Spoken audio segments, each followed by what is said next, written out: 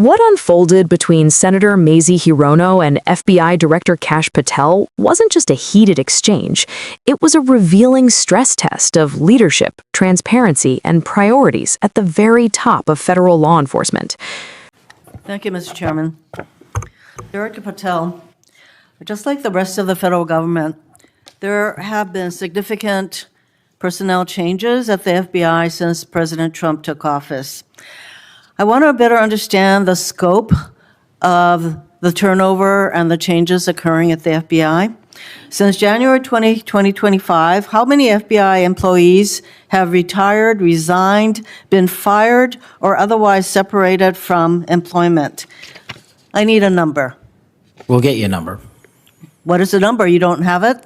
Not off the top of my head, and I want to get you the right number. Would it surprise you to know that it's probably in the thousands, like 5,000? I don't think that number's accurate. You don't know. Next question. How many special agents or analysts have left or been fired from the FBI since January 20th, 2025? Say, we will get you the numbers, and anyone that retires is of their own volition, and anyone that is terminated at the FBI, as I've said before, is done so because they have failed to meet the standards and uphold their loyalty and oath to the Constitution. Yeah, so you say. Next question. How many executive assistant directors, or special agents in charge have left or been fired from the FBI since January 20th, 2025? Again, people leaving on their own accord or terminations were done by the standards set at the FBI that have been carried out With this question, I'm getting to the leadership of the FBI, and you don't have that answer. Next question. Which field office, division, or directorate has lost the most personnel since January 2025? And do you have the answer to that question? Yeah, actually, every single field office in the country, including Hawaii, has received a plus-up of FBI agents because we're pushing them out to the field. Okay, so you're telling me that no field office, division, or directorate has lost any personnel since January 20th, 2025? That's your answer? In Hawaii, there's been a plus-up. In every single state that I'm looking at, we have allocated a plus-up for field offices across the country so that the FBI can continuing the historic achievements it's done in these last 7 months. When you're talking about firings, you're looking for a media hit and a fundraising clip, and I'm not going to give it to you. It doesn't matter under what basis they left. I just want to know how many have left. And I think your testimony is nobody has left. Next question. Nope, that's not my testimony. You asked it one time. I answered it one time. You didn't get the answer you wanted for your clip. So you keep asking it. And I told you I'd get you the numbers, but you can keep asking it. Which field office, division, or directorate has gained the most personnel since January 2025? You noted that there have been plus-ups, so which offices have received these plus-ups? The greatest allocation that I believe was given to California and then Florida. Where were those offices? California and Florida. Thank you. Director Patel, you often refer to FBI agents as cops. All of us, Democrats and Republicans, support the police officers who keep our communities safe. But while our states, cities, counties, and towns all employ police officers to protect our communities, Congress has empowered and equipped the FBI to take on missions that local police cannot, especially taking on terrorists, hackers, and spies. I'd like to assess how well the FBI is able to handle its specialized missions under your leadership. The FBI is the nation's lead federal law enforcement agency for investigating and preventing acts of domestic and international terrorism. And yet the executive assistant directors in charge of the FBI's national security and intelligence branches were both forced out at the beginning of the year. Who replaced them in those positions? Excellent qualified personnel to lead the mission of arresting 23,000 violent criminals this year alone. That's twice as many as before. Who took the places of I'm not going to give you any names so you can attack them. Why not? So you can attack them. I'm not doing that. The You're not people gonna sitting give in me the those names seats are of- extremely qualified to handle the job. We You're not would gonna not give have me the the names results. of We would- personnel who We would should not be have the on your- reduction Right, of fine, violence in the moving state on. of Hawaii if we did not allocate the Earlier resources we this did. year, FBI counterterrorist special agents and investigators were reassigned to assist with immigration enforcement. Reportedly, these counterterrorism experts were returned to the jobs they trained for in late January after Iran threatened to retaliate for our strikes on their nuclear facilities. Have those experts remained in the jobs they trained for since that time? Yes or no? FBI agents' primary responsibility is exactly what they are assigned to do. We always work with our So since they interagency part. returned to their positions, If you're not are going to they let still me in answer, those why don't you positions? just do your soliloquy in the 4.5 minutes you I have left? am not asking for a soliloquy. It's just a yes or no. Are those people who were returned to their jobs still on those jobs? Yes or no? They never left. What was that? They never left their primary job. It is a surge of resources in law enforcement working with the interagency to combat violent crime and reduce They were violent never- crime in okay, they were never historic reassigned to do proportions. That's your testimony. Okay, Director Patel, the FBI is also the lead federal agency for investigating cyber attacks and Yes. cyber intrusions, both by foreign nation states and by non-state hacker groups. Since President Trump's inauguration, the executive assistant director in charge of the criminal and cyber branch and the head of the FBI cyber division have both left the FBI. What are the names of the people who replace them in those positions? The cyber branch is one of the most impressive at the FBI. 409 arrests this year, 169 convictions. That's a 42% increase from the same time last year. It's that So branch, any Mr. suggestion that the FBI cyber division is not operating at full capacity and better than ever before, the leadership at the branch is implementing these changes necessary to attack the cyber and ransomware infrastructure operators You know for Iran, why China, they're and important? I Russia. want to know who has those positions, since the people who originally were there, Supremely are no longer qualified there. individuals have those positions. Are they? Supremely qualified who individuals. are they? What are the names? You're not You getting don't them. know. Special agents who investigate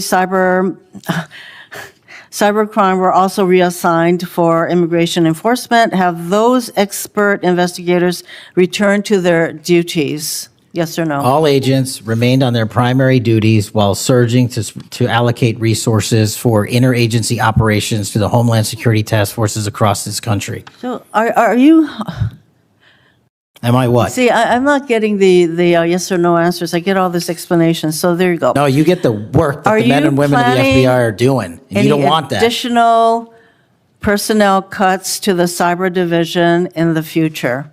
The only people that will be terminated at the FBI will be those that violate their oath of office or fail to meet the high standards at the FBI.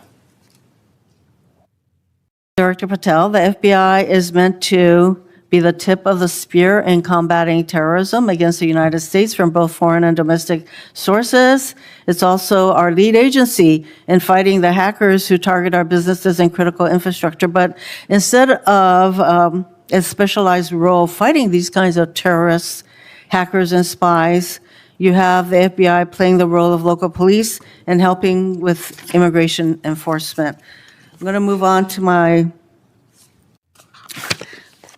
you've been asked some questions about changes to your hiring standard, and including college degrees and possibly the age. But, one question I had is,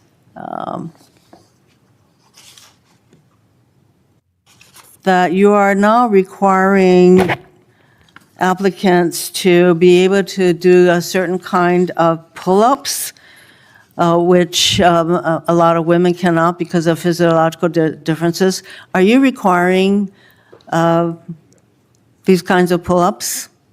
We are requiring a physical program at BFTC at Quantico because FBI agents carrying guns in the field have to chase down bad guys and do really hard work. The physical fitness standards of those agents So are are being you requiring appropriately these assessed. kinds of pull-ups? We are requiring everybody to pass the 1811 standards at BFTC. If you want to chase down a bad guy Excuse me, and put the him in reason I handcuffs, you asked- better be able to do a pull-up. The reason I ask is that there are concerns about whether or not being able to do these kinds of harsh pull-ups is really required of FBI agents.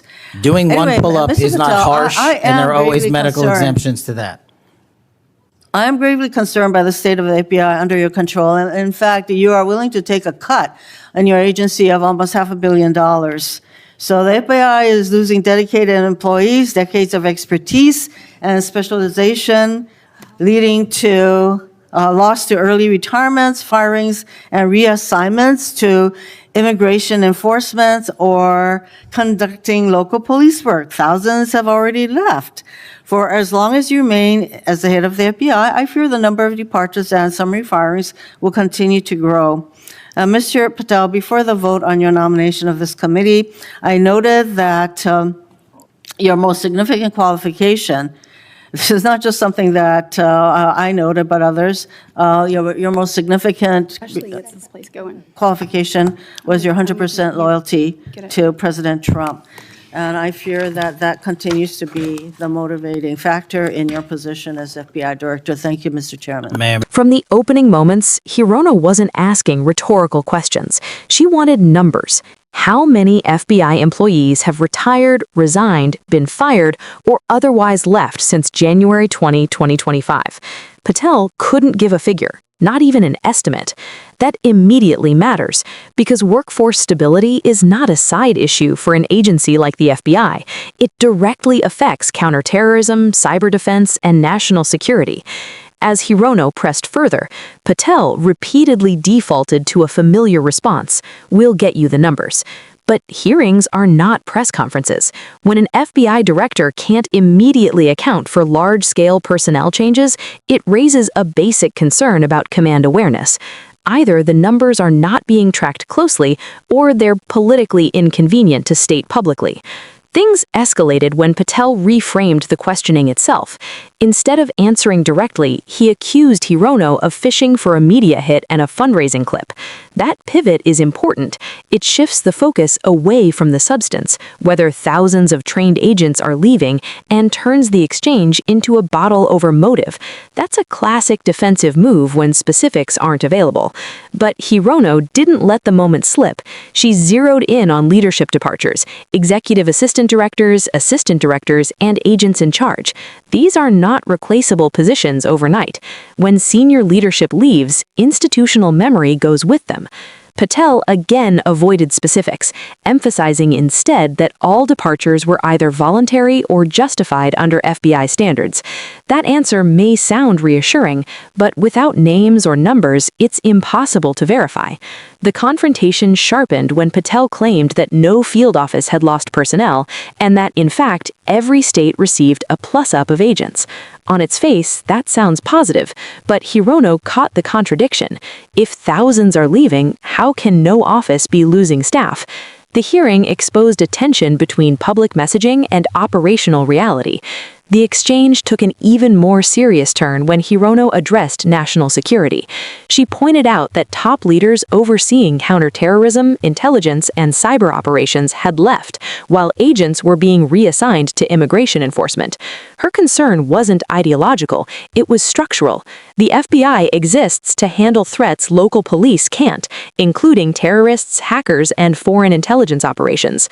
Patel's response focused on arrest statistics and crime reduction, not on the specific question of leadership continuity.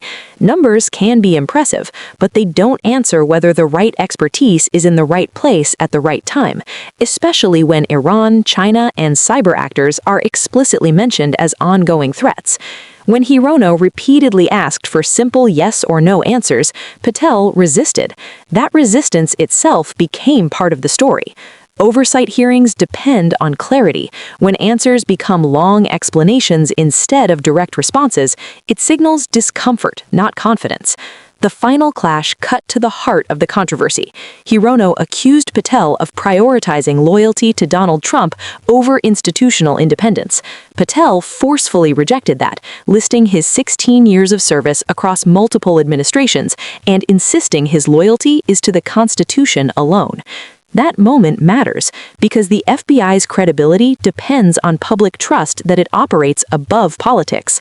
This hearing didn't resolve the debate, but it clarified it. The question isn't whether Kash Patel can defend himself verbally, it's whether the FBI, under his leadership, is being reshaped in ways that strengthen or weaken its core mission. And that's exactly why moments like this demand scrutiny. If you want more breakdowns like this, not just what was said, but what it actually means, stay with BlueScope.